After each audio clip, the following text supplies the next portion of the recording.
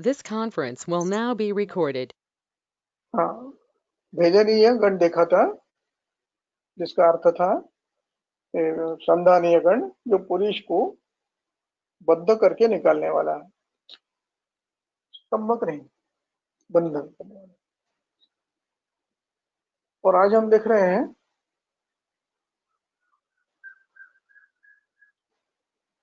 दीपनीयाने, दशेमाने दीपनीयाने। अब इस दशेमाने दीपनीय में इस गण में जो द्रव्य है वो सभी परिचित है। पढ़ो, गण पढ़ो। पिप्पली, पिप्पली मूल, चव्य, चित्रक, श्रृंगवेर, अम्लवेतस, मरीच, अजमोद, भल्लातकास्थे, हिंगु, निर्यास इति दशेमानि दीपनीयानि भवन्ति। ये सभी प्रायः परिचित है। अब इसमें एक अम्लवेतस द्रव्य है, जिसका बोली भाषा में चुका ऐसा नाम है। ये सभी परिचित है। अब देखिए, इसमें एक अम्लवेतस छोड़ दिया जो अम्ल है, और ये अच्छा अम्ल है, यानी अम्लतर है। बाकी सब कटु है। पिप्पली, पिप्पली मूल, चव्य, चित्रक, नागर, मरीच, अजाजी, भल्लातकास्ति, हिंगु, निर्यास। सुश्रुत ने दीपनीय द्रव्यों की व्याख्या की है। उसने कहा अग्नेय बहुलानि दीपनीयानि। जो अग्नेय बहुल है वो दीपनीय है। अब अग्नेय बहुल द्रव्य में लवण भी आता है, अम्ल भी आता है, कटु भी आता है, और यहाँ प्रामुख्येन कटु और एक अम्ल ऐसे रखा है।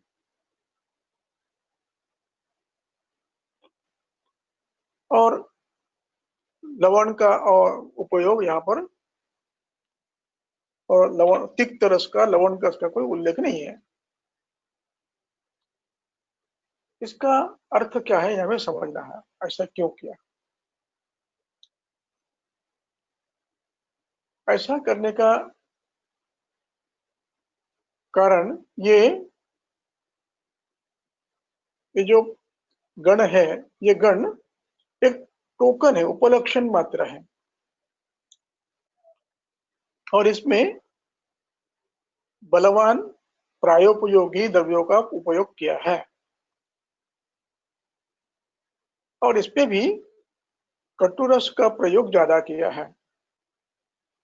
उसमें भी कुछ द्रव्य सामान्य कटु है, कुछ तरह है, कुछ तम है। देखिए, पिप्पली सामान्य है, श्रृंगवेर सामान्य है, पिप्पली मूल, चव्य, चित्रक, मरीच, अजमुदा ये तरह है, और भल्लातक तम है। और अम्लवेतस में कट अम्ल में ये अम्ल तरह है। यानी गण करते समय उत्तम द्रव्यों का समावेश किया है। इसका अर्थ ये नहीं है कि अन्य द्रव्य दीपनीय नहीं है। यानी जिसको कहेंगे कि प्रायोपयोगी और उत्तम द्रव्य, सर्वोत्तम नहीं कहूंगा मैं, उत्तम द्रव्य, जो कि इसका प्रयोग हम कर सकते हैं। तो आपको याद होगा कि सूत्रस्थान के पहले अध्याय में लवण का जब वर्णन किया तो लवण का वर्णन ऐसे किया दीपनीयतम। दीपनीयतम है, लेकिन उसका उल्लेख यहाँ नहीं है। इसके लिए कारण हो सकता है। वो कारण यह है कि वो हमारे भोजन में नित्य रहता है और उसकी अतिमात्रा हानिकारक हो सकती है। इसलिए उसका उल्लेख यहाँ टाल दिया है। तो गलती से अन्य मंद बुद्धि लोग उसका अधिक मात्रा में प्रयोग करके रक्त रुष्टि कर सकते हैं। लेकिन वो दीपनीतम है, बुद्धिमंतों ने इसका उपयोग यथा योग्य करना चाहिए, एक बात।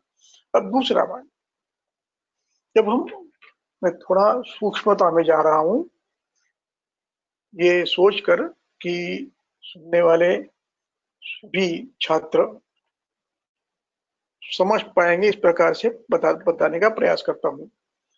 अब देखिए, अपने सुश्रुत ने जो व्याख्या की है अग्नेय बहुलानि, अब अग्नेय बहुलानि में अम्ल आते हैं, लवण आता है, कटु भी आता है, लेकिन तिक्त तिक्त भी दीपनीय है, तिक्त भी दीपनीय है। क्यों है दीपनीय? तो उसका कारण बताता हूं। उसके पहले देखिए चरक का सूत्र स्थान का 26वां अध्याय और श्लोक क्रमांक 43 का 4, 43 का 5।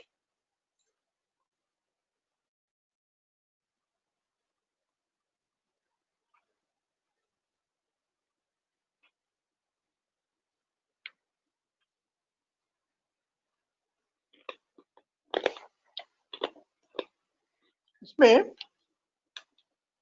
तिक्त रस का वर्णन किया है, मैं पढ़ता हूं तब तक। देखिए तिक्त रस में तिक्तो रसः ऊपर से हाँ, स्वयं पढ़ो। अरोचिष्णुरपि अरोचकघ्नो विषघ्नः कृमिघ्नो मूर्च्छादाहकण्डूकुष्ठ तृष्णाप्रशमनस्त्वक्मांसयोः स्थिरीकरणो ज्वरघ्नो दीपनः पाचनः स्तन्यशोधनो। बस दीपन है। अब ये अग्नि बहुल कैसा है, इसको अग्नि बहुल क्यों कहा, दीपन में क्यों लिया? तो उसका उत्तर देखिए श्लोक 11 में, उसी अध्याय में श्लोक 11 में। देखिए श्लोक 11 में नीचे से लेकर 5वीं लाइन पूरा पढ़ना है, 5, 6, 7, 8, 9 तीनों पढ़ना है और दम से पढ़ना है। पढ़ो।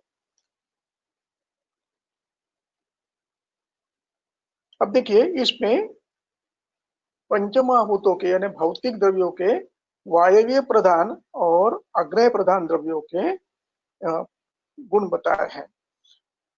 तो उष्ण तीक्ष्ण से पढ़ो, उष्ण तीक्ष्ण ऊपर से 5वीं लाइन 1, 2, 3, 4, 5 उष्ण तीक्ष्ण से पढ़ो और उष्ण उसके बाद फिर तीक्ष्ण लघु शीत खर ये पढ़ो। उष्ण तीक्ष्ण सूक्ष्म लघु रूक्ष विशद रूप गुण बहुल्यान्याग्नेयानि तानि दाह पाक प्रभा प्रकाश वर्णकराणि लघु शीत रूक्ष खर विशद सूक्ष्म स्पर्श गुण बहुलानि वायव्यानि तानि रौक्ष्य ग्लानि विचार वैशद्य लाघवकराणि। अब देखिए यहाँ पर उष्ण, ये जो अग्नेय द्रव्य है उसमें उष्ण और तीक्ष्ण ये 2 गुण छोड़ दिए तो सूक्ष्म लघु रूक्ष विशद ये 4 गुण बचे। अब देखिए वायवीय में शीत गुण छोड़ दिया तो लघु रूक्ष खर विशद सूक्ष्म ये गुण उपस्थित है, यानी अग्नि के गुणों में से एक गुण नहीं है उष्ण तीक्ष्ण, बाकी शेष 4 है। इसलिए अंशांश कल्पना से ये रूक्ष खर परुष विषेद ये अग्नेय है। इसलिए दीपनीय द्रव्यों को भी अग्नेय में समाविष्ट किया है। प्रत्यक्ष अग्निमहाभूत न होने के बाद भी अग्निमहाभूत के अन्य गुण उसमें होने के कारण उसको ये कहा गया है कि ये दीपनीय है, अग्नेय है। और इसीलिए इसका विपाक कटु होता है, क्योंकि कटु रस में जो वायवीय द्रव्य गुण है वे सभी उसमें होते हैं, इसलिए उसका विपाक कटु होता है। इस प्रकार ये द्रव्यों का ये द्रव्य ये है उपलक्षण मात्र है, उसमें से सबसे उपयोगी द्रव्य है उसका वर्णन किया है लेकिन ग्रंथकर्ताओं को ये भी अभिप्रेत है कि इसके अतिरिक्त तिक्त रस, मधुर अम्ल रस और लवण रस ये भी दीपनीय है। यदि किसी विद्यार्थी ने दीपनीय गुणों के नाम याद नहीं आए और उसने लवण और ये लिख दिया, तिक्त रस लिख दिया, तो उसको फेल नहीं करना। लवण, तिक्त रस और घृत यदि इनको लिखा जाता है तो उनको फेल नहीं कर सकते हैं लोग, क्योंकि ये उपलक्षण मात्र है। इसके अतिरिक्त हो सकते हैं, अन्य कोई व्यक्ति ऐसा कर सकता है कि अन्य कुछ लिख दे। मैं एक किस्सा बताता हूँ जो मेरे खुद के साथ हुआ है। मैं एमडी के प्रथम वर्ष की परीक्षा दे रहा था द्रव्य गुण की। एक हमारे सर थे, एक छवि, और दूसरे एक बालाजी लावल नाम के साटन आहे ना। हाँ, बालाजी लावल नाम के एक परीक्षक थे।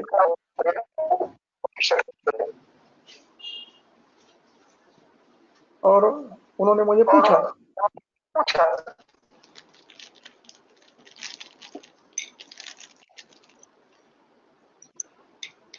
कि चौथे ऋतु के नाम बताओ।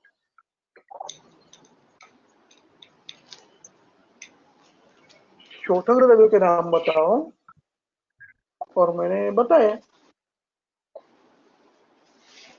तो उसमें मैंने क्या किया, चौथे ऋतु के नाम बताते समय मैंने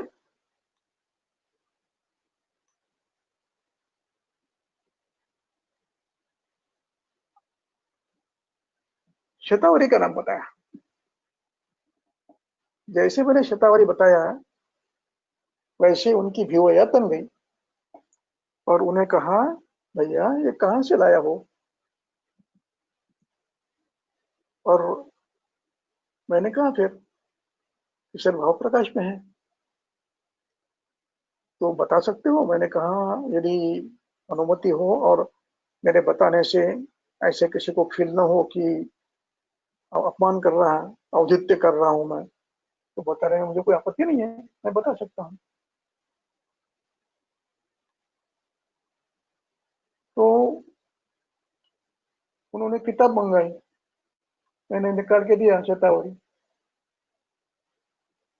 और अखिलेन थी शोतग्नि करके। तो उन्होंने मुझे कहा बहुत बढ़िया, आपकी परीक्षा हो गई, चलो, बहुत बधाई दी मुझे। तो ऐसे हो सकता है। इस प्रकार इसके पीछे का भाव क्या है ये समझना है। इस प्रकार अब इसमें हमें देखना है हम इन गणों का उपयोग कहाँ करेंगे और कैसे करेंगे।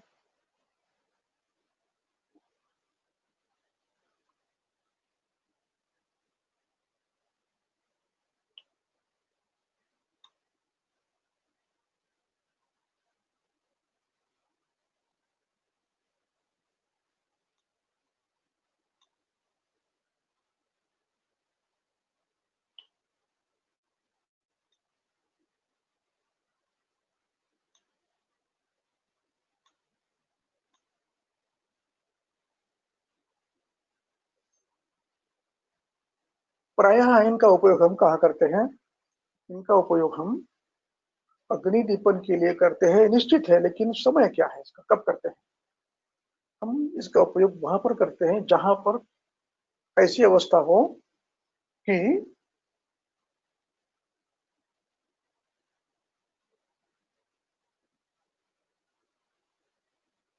रोगी कहता है मैं थोड़ा सा भी खाऊं तो पेट गड़बड़ कर रहा है, या तो गुड़गुड़ होता है, या तो जलसीधे में जलन होता है, या तो डकार आते हैं, या तो फिर शाम को भूख नहीं लगती। ये अतिमंद है। दूसरा एक है कि सर मैं रोज तो खाना ठीक खाता हूँ और फिर मुझे कोई प्रॉब्लम नहीं है, लेकिन एक दिन भी मैंने कुछ गड़बड़ कर दी तो मुझे कष्ट होते हैं। यानी एक है अपचार, अनपचार, असह। अपचार नहीं किया तो भी अग्निमंद है, गड़बड़ करता है। थोड़ा खाया तो भी अग्निमंद करता है। दो प्रकार के रोगी आपके पास आएंगे। एक कहता है कि मैं रोज की मात्रा खा रहा हूं, फिर भी कठिन परिस्थिति है। और दूसरा कहता है कि मैं रोज की मात्रा नहीं खा रहा हूं, कम खा रहा हूं, फिर भी कठिन है। ये दोनों अग्निमंद है। एक अपचार असह, अपचार नहीं करता है लेकिन नहीं होता। और दूसरा बहुत कम खाता है, भीतर खाता है लेकिन हजम। इन दोनों अवस्थाओं को ये करना है। अब ये दोनों अवस्थाएं क्यों आती है? इसके कई कारण हैं। हमें चिकित्सा करते समय इन सभी कारणों का विचार करना अनिवार्य है। यानी ऐसे नहीं कर सकते हम, अग्निमंद का पेशेंट आया, चलो शुरू कर दिया, भी सभी दवाई इकट्ठे कर लिए और शुरू कर दिया। नहीं कर सकते हम ऐसा। हर व्यक्ति का अग्निमंद का कारण भिन्न हो सकता है। देखिए, चरक चिकित्सा स्थान ग्रहणी अध्याय 15 निकालिए।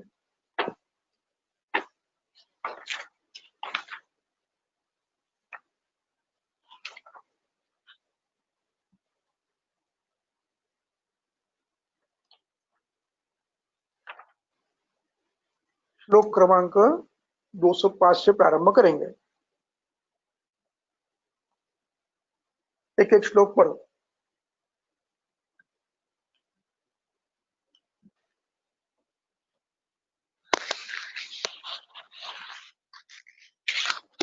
चरक चिकित्सा 15th chapter 206 सूत्र 205 अतिस्नेहात्तु अतिरौक्षात्तु मंदेग्नो।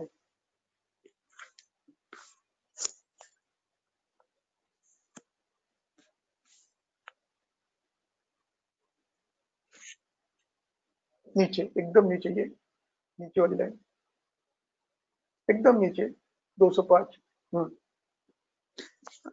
ओके, 205 सूत्र नंबर। रौक्ष्यान् मंदे पिबेत् सर्पिस्तैलं वा दीपनैर्युक्तम्। जब रोक्ष के कारण अग्निमंद है तो आपको तैल या सर्पी, इसका उपयोग दीपनीय द्रव्यों के साथ करना है। तो वो भी कैसे करना है? सघृतम लवणै ही युक्तम, लवणै ही युक्तम, लवण के साथ और अन्नावग्रहण के लिए वो छोड़ दीजिए। यानी अग्निमंद केवल रुक्षता से भी हो सकता है, और वहां पर आपको दीपनीय द्रव्यों से युक्त तैल घृत देना है। लवण तैल घृत, इनमें से तैल घृत में से एक देना है। उसके बाद आता है अतिस्नेहात्तु मंदेग्नौ। अतिस्नेहात्तु मंदेग्नौ चूर्णारिष्टासवाहिताः भिन्ने गुदोपलेपात्तु मले तैलसुरासवाः।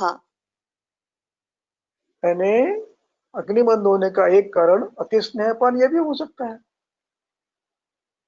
तीसरा कारण बनता है भिन्ने गुदोपलेपात्तु।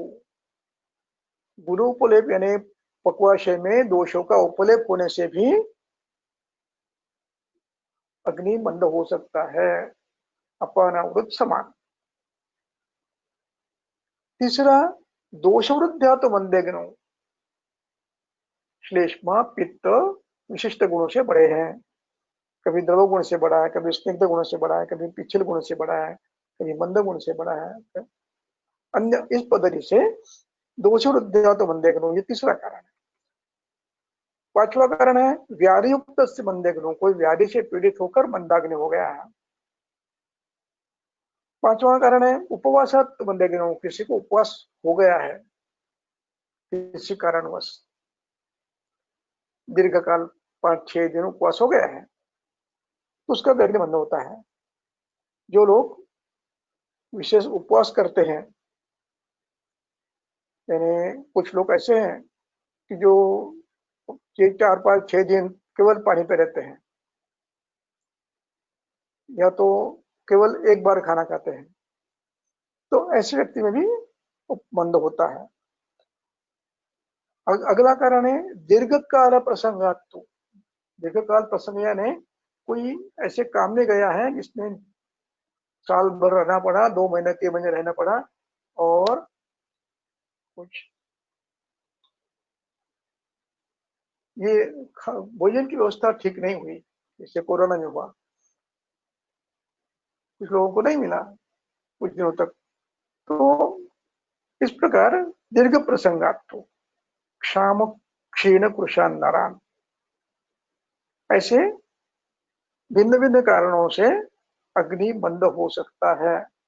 और इन सभी में आपको उनके कारणों को देखकर, कारणों को जहां संभव है वहां को दूर करते हुए उनके विपरीत चिकित्सा करने पूर्व आपको कुछ करना पड़ता है, और कुछ करना पड़ता है। केवल चिकित्सा आप शुरू नहीं करेंगे। अब यहाँ चिकित्सा का जो तंत्र है वो फिर बताऊंगा मैं, इनमें क्या क्या करना है, वो आज का विषय नहीं है। तो ये हेतु है, इन हेतुओं को ध्यान में रखते हुए आपको निर्णय करना पड़ेगा। क्यों? प्रत्येक हेतु में चिकित्सा की पद्धति भिन्न है। और जैसे उदावर्तात् तो मंदेग्नौ, उदावर्त है तो आपको क्या करना पड़ेगा? निरुहा स्नेह बस्तया। दोष वृद्धिया तो मंदेग्नौ क्या करना होगा? आपको दोष विधि करना पड़ेगा, शुद्धो दोष विधि शोधन करना पड़ेगा। व्याधि युक्त से मंदेग्नौ क्या करना पड़ेगा? पहले उस व्याधि की चिकित्सा करनी पड़ेगी और साथ में अग्नि की परीक्षा करनी, चिकित्सा करनी पड़ेगी। इस प्रकार प्रत्येक के अपने अपने पद्धतियां भिन्न है और उन कारणों के आधार पर आपको चिकित्सा करनी पड़ती है। जैसे दीर्घकाल प्रसंगात तो उसको लघु तीक्ष्ण उष्ण ऐसे मांस देने हैं, वो भी शोधित हुआ देने हैं, शोधन करके देने हैं। योजना भिन्न भिन्न है। अब ये सभी योजना करते समय आपको इन द्रव्यों का प्रयोग करना है। यानी चूर्णा सवा देना है आपको अति स्नेहात में, तो उसमें आपको इन दीवड़े दीपड़े द्रव्यों का प्रयोग करना है। रौक्षात मंदे नले आपको दीपन घुत देना है, तो इन द्रव्यों का प्रयोग करना है। उदावर्त में आपको निरुवासन देना है, तो स्नेह बस्ती देते समय इन द्रव्यों का, निरुआ देने के समय इन द्रव्यों का देश काल का विचार करते हुए द्रव्यों का प्रयोग करना है। देश कौन सा है, तो कौन सा है, काल कौन सा है, इन द्रव्यों का प्रयोग करके आपको अनुवासन बस्ती निरोध देना है। व्याधि युक्त मंद है तो व्याधि की चिकित्सा के साथ साथ सर्पिपान इन द्रव्यों से सिद्ध करके देना है। उपवास के बाद आपको जो उपवास से उसका बंद होता है उसको उद्देश्य उपचार करना पड़ता है। तो यवागु का उपचार करते समय उस यवागु में इन द्रव्यों का प्रयोग आप करेंगे। दीर्घकाल प्रसंग जो उसको क्षाम क्षीण हुआ है उसमें जो मांसरस देंगे आप शोधन के बाद, उसमें इन द्रव्यों का प्रयोग करें। इस प्रकार इन द्रव्यों का चयन आपको देश काल आदि का अवस्था देखकर करना है और दोषों के आधार पे भी करना है। कैसे? तो आपको बताता हूं। अब देखिए श्लोक नंबर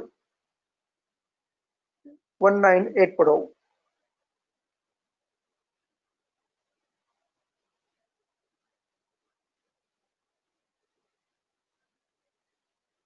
क्रियां च अवस्थितिं शृणु ष्ठीवनं श्लैष्मिके रूक्षं दीपनं तिक्तसंयुतम्। सकृद्रुक्षम अब स्थिवनम से अभिप्राय,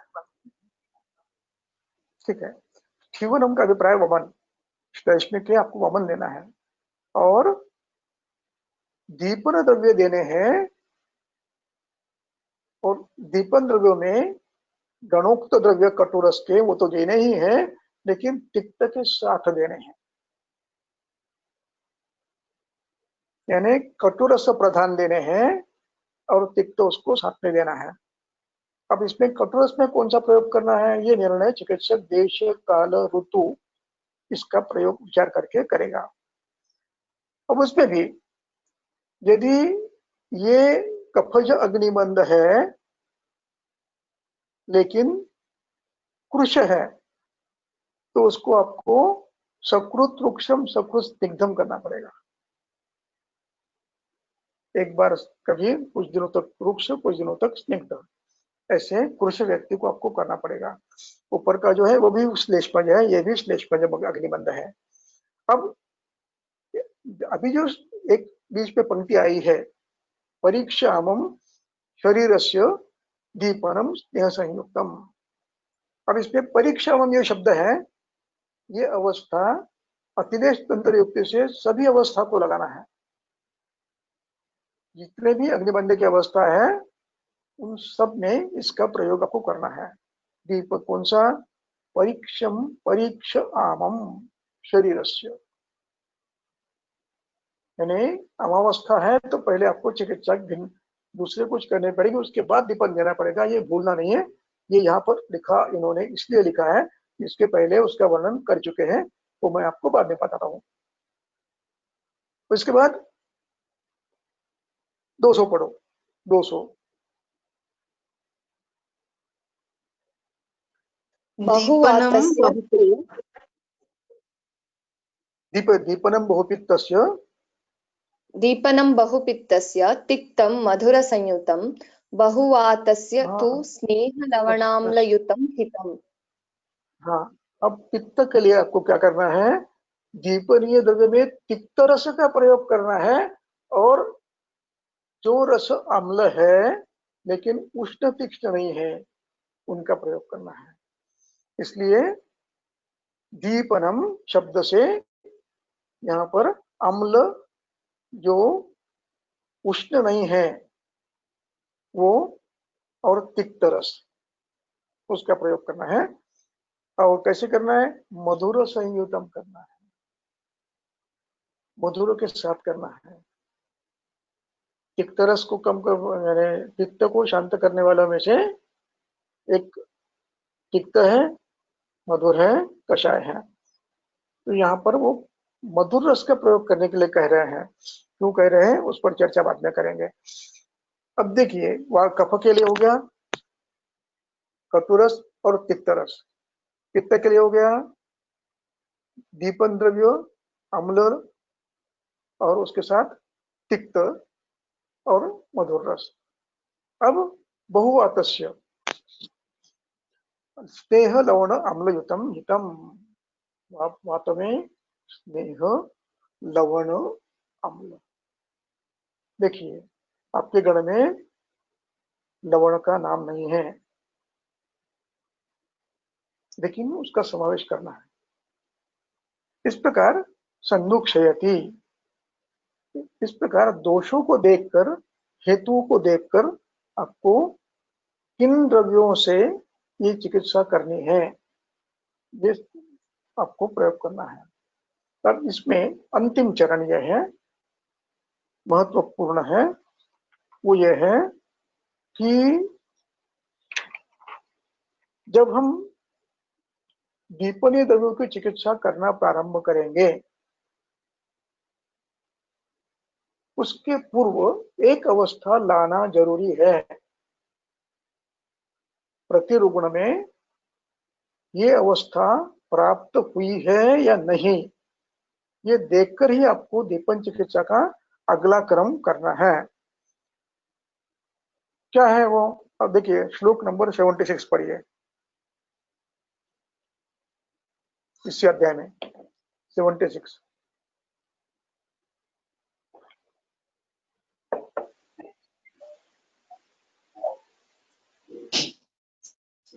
लिङ्गैः प्लीह्यादिकान् दृष्ट्वा रक्तं चापि स्वलक्षणैः चिकित्सां शक्नुते। इसी अध्याय में 76 श्लोक विशुद्ध आमाशय ही, इसी अध्याय में विशुद्धामाशयाय अस्मै पञ्चकोलादिभिः श्रुतं दद्यात् पेयादि लघ्वन्नं पुनर्योगांश दीपनान् ज्ञात्वा तु। बस बस क्या करना है, आमाशय विशुद्ध हो, ये ध्यान रखना है। आमाशय में अजीर्ण अन्न न हो। एक दूसरी अवस्था, अन्न तो जीर्ण हो गया है लेकिन अभी भी दोषों से लिप्त है, सामदोषों से लिप्त है। इस अवस्था का वर्णन किया है स्तिमित गुरुकोष्ठेषु, इसमें यवागु नहीं देनी है। यहाँ पर पहले अपपाचन शेष दोष पाचन के लिए स्तिमित कोष्ठ में जीर्णाहार में पाचन के लिए आपको कुछ द्रव्य देने हैं। देखिए 98 श्लोक पढ़िए, 98 पहली लाइन।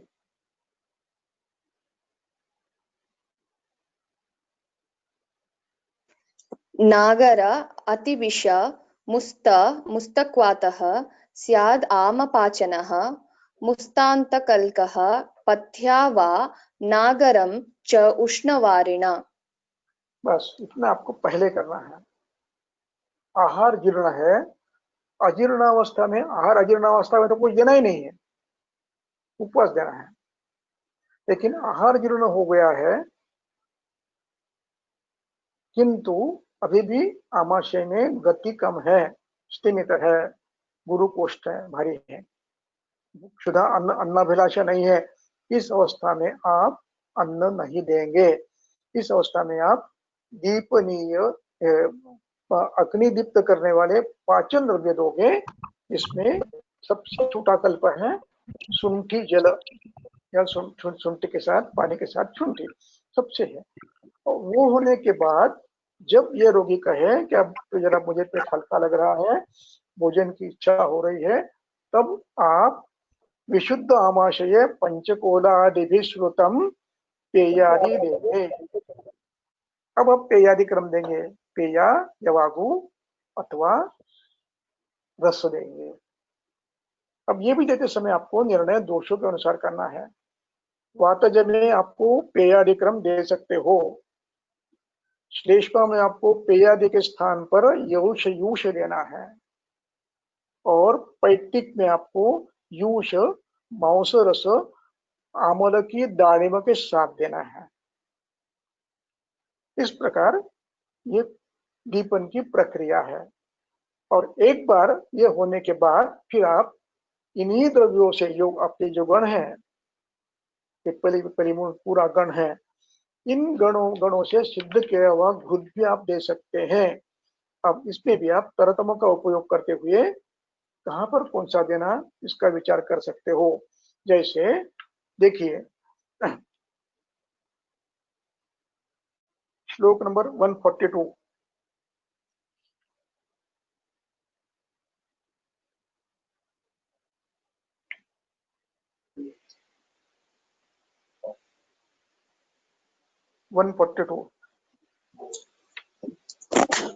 पलाशं चित्रकं चव्यं मातुलुंगं हरितकीं पिप्पलीं पिप्पलीमूलं पाठां नागरधान्यकम्।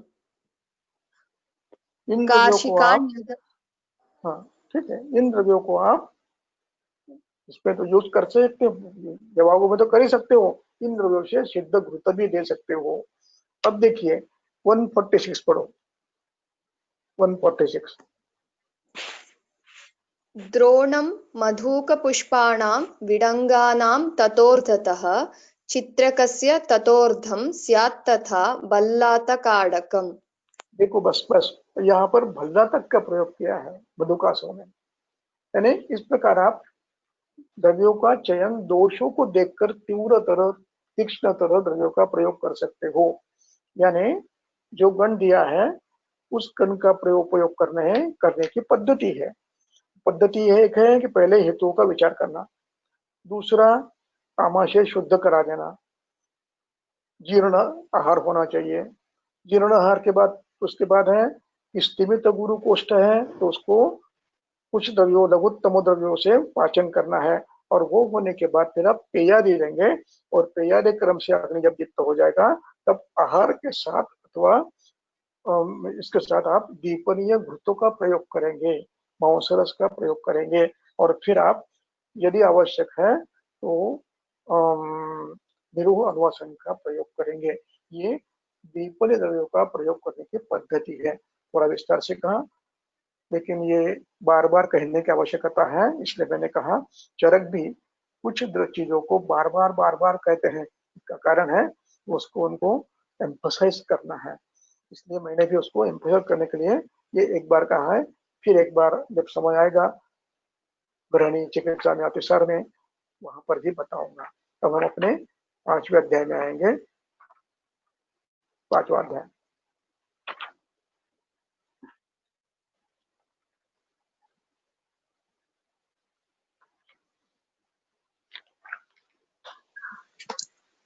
चरक सूत्र स्थान 5th chapter 56 श्लोक।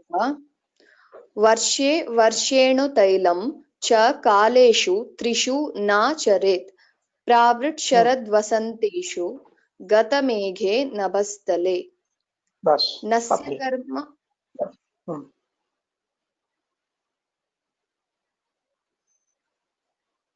वर्षे वर्षे गुणपान का वर्णन हो गया, अब अधिकरण बदल रहा है। प्रतिवर्ष अनुतेल का प्रयोग करना है। वर्षे वर्षे सप्तमी है, प्रतिवर्ष अनुतैलम। अब यहां पर नाचरेत है शब्द है, नाचरेत, ये समझना आवश्यक है। यहाँ पर ना शब्द नकारात्मक नहीं है, ना यानी पुरुष। षोडशकद पंचमहाभूतिक पुरुष, शब्दात्मक पुरुष इस अर्थ में वो है। त्रिषु ना चरेत, यानी वर्षे वर्षे अनुतैलम ना चरेत। यहाँ नाचरित का न आचरित ऐसा अर्थ नहीं है, ना शब्द से पुरुष अर्थ है। ये समझना बहुत अर्थ अधिक ये है, नहीं तो न अलग निकाल कर और आचरित अलग निकाल दिया। और अनुतिल का प्रयोग 3 ऋतु में नहीं करना चाहिए, न आचरित। कौन से 3 ऋतु है? प्रावरुट, शरद, वसंतेषु, ये 3 सामान्य ऋतु हैं। इन सामान्य ऋतुओं में पंचकर्म करना है, इसलिए त्रिषु ना चरेत। अब कैसी अवस्था हो? गते मेघे नभस्थले। नभस्थले का अर्थ है व्यक्त आकाश में, इसमें गते मेघे, मेघ नहीं है, रश्मि स्वच्छ है, सूर्य प्रकाश अच्छा है, आकाश अवरुद्ध नहीं है। अब इस समय अनुतेल का प्रयोग 3 ऋतुओं में आपको करना है, और यदि जो करते हैं उनके लाभ क्या है वो अगले श्लोक में लिखते हैं। अब वो श्लोक आप पहले 57 पढ़िए और फिर बाद में 58 से फिर पढ़ेंगे। नस्य कर्मम नस्य कर्मं यथा कालं यो यथोक्तं निषेवते न तस्य चक्षुर्न घ्राणं न श्रोत्रमुपहन्यते न स्युः श्वेता न। देखिए, श्रोत्रम न उपहन्यते, श्रोत्रम न उपहन्यते, इसके कानों में कहीं बाधा नहीं आ सकती है।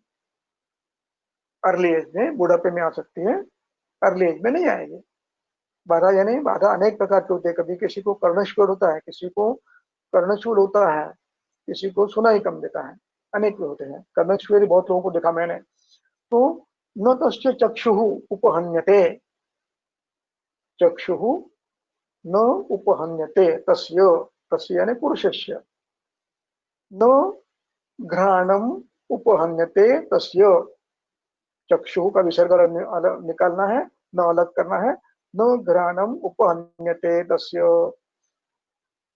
न स्युः श्वेता केशाः, शुः जो विद्यर्थ है, केशाः श्वेता न स्युः, सफेद बाल नहीं होंगे, कपिला, कपिल यानी थोड़े से रंगीत लाल से ब्राउनिश नहीं होंगे, श्मश्रुणी न श्वेता अश्रुणी श्मश्रुणी, न न कपिला श्मश्रुणी। एक, अब इसके बाद न च केशाः प्रमुच्यन्ते, केश पतन नहीं होगा, और केवल इतना ही नहीं, वर्धन्ते च विशेषतः, बाल बढ़ेंगे भी, क्योंकि जो यथा काल यथोक्तम निषेवते नश्य कर्म, 57 की जो पहली लाइन है वो 57 की दूसरी लाइन, नश्य कर्म यथा काल किया है, यानी प्रवृत्त वसंत शरद में किया है और यथोक्त किया है, जैसे बताया वैसे किया है, तो ये नहीं होगा। इसके बाद पढ़ो, मन्यास्तंभम से पढ़ो, अब पूरा पढ़ लो। अब मन्यास्तम्भः शिरःशूलमर्दितं हनुसंग्रहः पीनसार्धावभेदौ च शिरःकम्पश्च शाम्यति, सिराः शिरःकपालानां सन्धयः स्नायुकण्डराः, नावनप्रीणिताश्चस्य लभन्ते अभ्यधिकं बलम्, मुखं प्रसन्नोपचितं स्वरः स्निग्धः स्थिरो महान्, सर्वेन्द्रियाणां वैमल्यं बलं भवति चाधिकम्, न चास्य रोगाः सहसा प्रभवन्त्यूर्ध्वजत्रुजाः, जीर्यतश्च उत्तमाङ्गेषु जरा न लभते बलम्। अब देखिए कितने लाभ हैं, उन सब लाभों को यदि आपको प्राप्त करना है तो नश्य करना है। कब करना है? प्रावृत शरद वसंतेषु यथोक्त करना है, त्रिषु कालेषु, यथोक्त मात्रा में, यथोक्त समय में, यथोक्त विधि से करना है। परिणाम क्या है? कुछ व्याधियां नहीं होंगे। मन्यास्तंभ, ये मन्यास्तंभ ये प्रायः कफज व्याधि है, शीतोत्थ कफज व्याधि है। शिरशूल भिन्न भिन्न प्रकार के हो सकते हैं, अर्जित, मुखार्जित और शरीरार्जित, ये दोनों ये नहीं होंगे। अनुग्रह नहीं होगा, पीनस नहीं होगा, अर्धावभेद नहीं होगा। ये पीनस और अर्धावभेद की संप्राप्ति बड़ी बढ़िया है, मैं जो बताता हूँ, देखने की आवश्यकता नहीं है। देखना है तो आप त्रिवर्णी अध्याय में चिकित्सा स्थान के पीनस अर्धावभेद की संप्राप्ति है, वहां पर आप देखेंगे। ये कहते हैं कि शिरस्थान में शीतादि कारणों से श्लेष्मा जमता है। शीत पवन, शीत गृह, शीत जल, इनके सेवन से श्लेष्मा शिरस्थान में जमा होता है ऊर्ध्व में, और उसका परिणाम ये पीनस अर्धावभेदक आदि व्याधि होते हैं। तो इनमें इसका प्रयोग करते हो आप तो लाभ होगा। उसके बाद शिरकंपश्च शाम्यति। अब अगले श्लोक में लभन्ते अभ्यधिकम बलम, अभी अधिकम बलम यानी ज्यादा बल मिलता है आपको, प्राप्त, अभी यानी प्राप्त किया हुआ, प्रयास से प्राप्त किया हुआ। अधिकम तो अधिक ठीक है, लेकिन कैसा? प्रयास से प्राप्त किया हुआ अधिक आपको बल मिलता है। लभन्ते किसको? नावन प्रणीताश्च,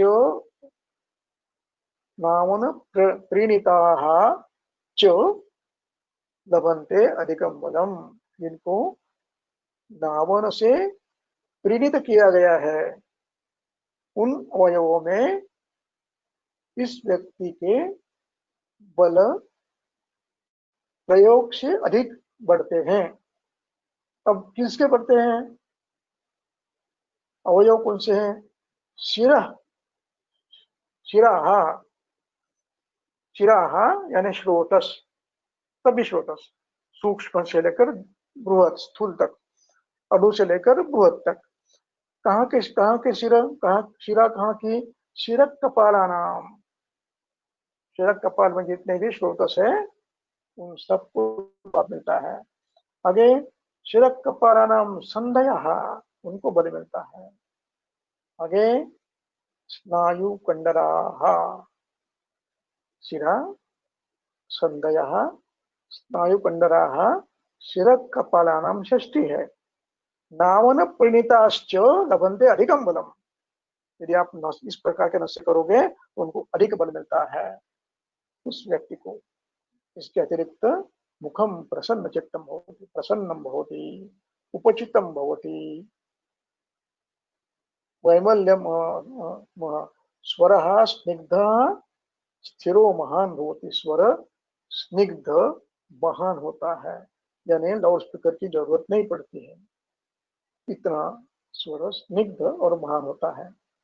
और बलम भवति चारिकम इंद्रियाणाम, सभी इंद्रियों का बल बढ़ता है। अपनी अपनी क्षमता में पाटव आता है, पाटव यानी कौशल्य, अपने अपने इंद्रियों में वैमल्य आता है और पाटव आता है। और अंतिम पंक्ति महत्व की है, न च अस्य, न च नहीं होगा, अस्य यानी जिस व्यक्ति को स्नेहन दिया, नश्य किया है उसको, न अस्य रोगाः सहसा भवन्ति, इस व्यक्ति को सहसा रोग नहीं होंगे। कौन से? ऊर्ध्वजतृगताः, ऊर्ध्वजतृजाः रोगाः न अस्य प्रभवन्ति, इस व्यक्ति को ऊर्ध्वजतृगत विकार नहीं होंगे। और आगे कहते हैं, बहुत महत्वपूर्ण है ये, कि जीर्यतः च, जीर्यतः ये प्रेजेंट कंटिन्यूअस टेंस है। जीर्यन्ति क्षीण क्षीण क्षीण होता है, उसका अंति निकाल दिया, उसको पद प्रत्यय लगाया और जगत के भगवत के समान चलाया। तो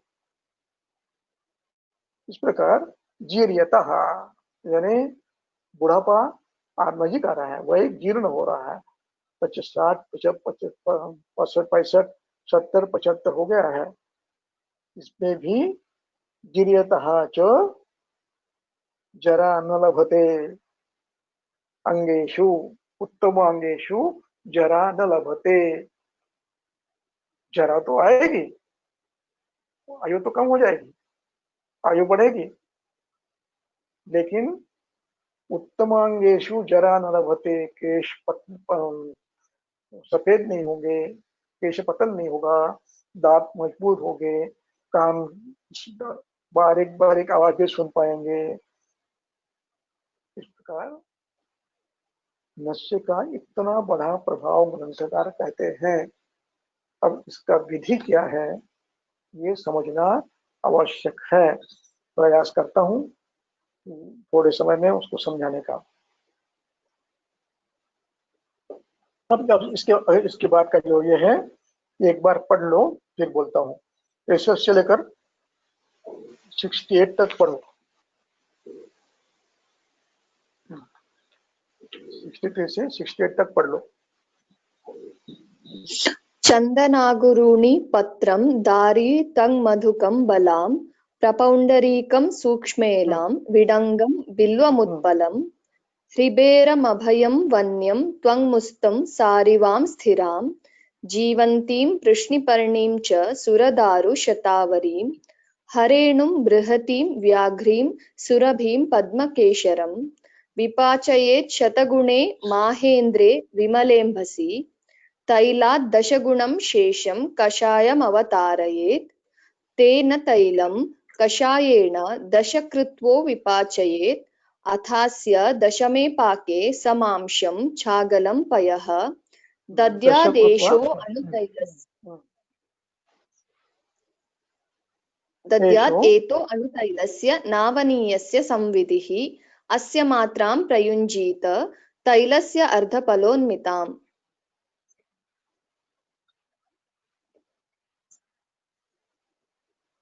तैलस्यार्थ पुरोन्नतम।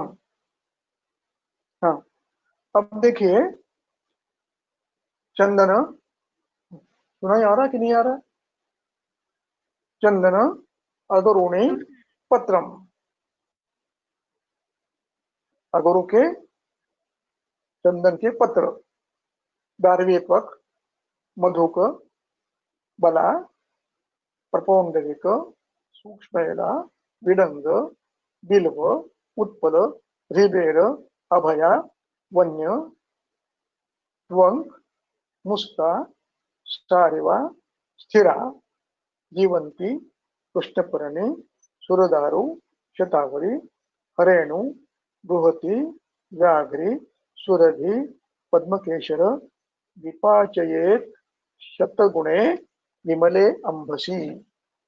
उन्होंने महेंद्र कहा है, महेंद्र नहीं मिलता है तो शरद में जो ये होता है हंसोदक, यानी अगस्ती तारका की उत्पत्ति के बाद निर्वेशम भवे, तो उसके जगह पे महेंद्र के जगह पे उसका प्रयोग कर सकते हैं। विमले अंबसी। अब कितने तल विपाचयत शतगुणे अंबसी, शतगुण पानी देना है। और तैला दशगुणम शेषम, जितना तैल है उससे शतगुण लेना है, और जितना तेल है उतना बचाना है उबालकर। तैलात, हाँ, तैलात दशगुणम शेषम, तेल के दशगुण शेष करना है, और शतगुण पानी लेना है, उबालते उबालते तेल के दशगुण शेष करना है और उसको नीचे उतार देना है। शेषम कषायम अवतारयेत, अवतारयेत यानी नीचे उतार लीजिए, अव अधिक थ्रू। तो ये अवतारयेत। अब उसके बाद क्या करना है? तेन कषायेण, जो दशगुण कषाय बचा है उस तेल, उस कषाय से तैलम विपाचयेत, तैल को उस दशगुण अम्ब से पचाना है। अब एक शब्द बहुत महत्व का है, वो है दशकृत्वा, यानी ऐसे 10 बार करना है, यानी 10 बार काढ़ा अलग बनाना है और उसका प्रयोग करके 10 बार उसको तैल को उसके साथ पचाना है। अब इसमें भी अगली पंक्ति महत्व की है। 10 बार तो करना है, लेकिन 9 भाग होने के बाद ग्रंथ पढ़ना है। ग्रंथ में लिखा है कि 9 भाग होने के बाद 10वें भाग में क्या करना है? अथ अस्य 10वें पाके, सप्तमी है, जब इसका 10वां पाक आएगा तो उसमें समान मात्रा में छागल पय डालना है, पाक के साथ छागल पय डालना है। और फिर उसको तैल विधि से पाक होने के बाद उसको उतार लेना है। इसका नाम है अनुतैल, यानी जितना तेल पकाना है उससे शतगुण पानी डालकर इन द्रव्यों को उबालना है, 10 गुण शेष करना है। 10 गुण शेष करने के बाद उसमें तेल पकाना है 10 बार, और 9 बार होने के बाद 10वीं बार में क्वाथ के साथ आपको छागल पय डालना है। ये हो गया अनुतेल तैयार। अब इसकी मात्रा आपको नस्य देने हैं, कैसे देंगे? ये जो पंक्ति है, इस पंक्ति को अधोरेखांकित करके रख दो। अस्य मात्रां प्रयुञ्जीत तैलस्य, अस्य तैलस्य मात्रां प्रयुञ्जीत, मात्रा द्वितीय है, मालां समान स्त्रीलिंगी द्वितीय है, द्वितीय एक वचन है, प्रयुञ्जीत ये क्रियापद है। कितनी? अर्धफलोन्मिता, आधा फल, आधा फल यानी 2 तोला, ये उसकी मात्रा आपको लेनी है। अस्य मात्रां प्रयुञ्जीत अर्धफलोन्मिता। अब ये लेनी कैसी है तो उसका वर्णन करते हैं, मात्रा कैसे लेनी है वो पढ़ेंगे आप। 59 पढ़ो, 59 60 पढ़ो। स्निग्धस्विन्नोत्तमाङ्गस्य पिचुना नावनैस्त्रिभिः त्रयाः च सप्ताहमेतत् कर्म समाचरेत् निवातोष्णसमाचारी हिताशि नियतेन्द्रियः तैलमेतत्त्रिदोषघ्नम् इन्द्रियाणां बलप्रदं प्रयुञ्जानो यथा कालं यथोक्तानश्नुते गुणान्। यथोक्त गुणों को प्राप्त करता है, ये इंद्रियों को बल देता है और त्रिदोष का शांत करके व्याधि शांत करता है। अब इसमें देखना है कि इसका प्रयोग कैसे करना है। देखिए, सप्ताह में तत्कर्म, ये वाक्य महत्व का है, यानी ये कर्म आपको 7 दिन करना है। अब 7 दिन कैसे करना है? त्रयः, आज किया, आज का दिन, कल का दिन छोड़कर तीसरा दिवस, यानी सोमवार को किया तो सोम मंगल के बाद बुध को करेंगे, बुध को किया तो बुध गुरु छोड़कर शुक्र को करेंगे, शुक्र को किया तो शुक्र शनि छोड़कर रवि को करेंगे। अब इसके बीच में जो करने के दिन हैं, सोम बुध शुक्र रवि, ऐसे 7 होने चाहिए, तो उसको सप्ताह कहते हैं। तो इसमें सप्ताह करने में गिनती में दिन कितने होते हैं वो देखो, शायद ये 13 दिन होते हैं। जब टीकाकार लिखते हैं एकैकस्मिन् ऋतौ त्रयोदश अहाः त्रयोदश अहात् अस्य प्रयोगः समाप्यते। टिप्पणी की अंतिम पंक्ति, 13 दिन में ये पूरा होता है, यानी करना 7 ही दिन है। अब कैसे करना है? स्विन्नस्य स्निग्धस्य स्विन्नस्य उत्तमांगस्य, उत्तमांग स्निग्ध किया है, स्विन्न किया है। अब उसमें फिर अब नावनैहि त्रिभिः 3 बार तेल डालना है, एक एक नासापुट में 3 बार तेल डालना है पिचू से, और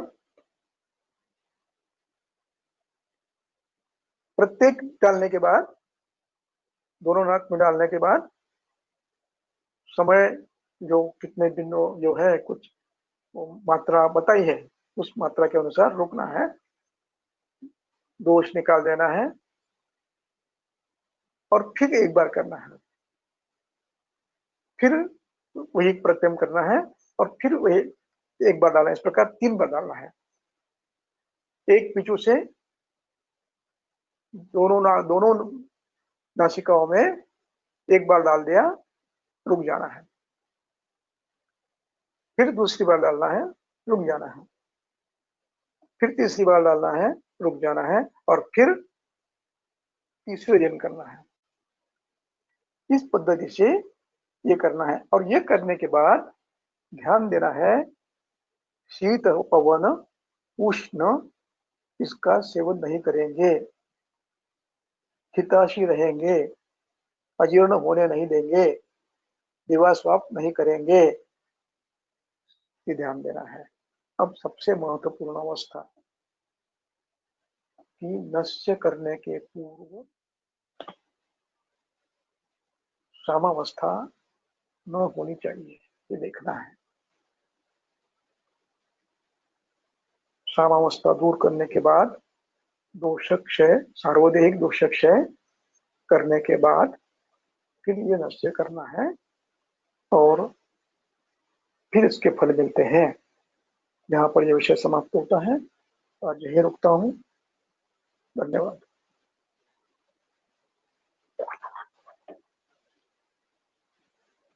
सर कुछ क्वेश्चंस है।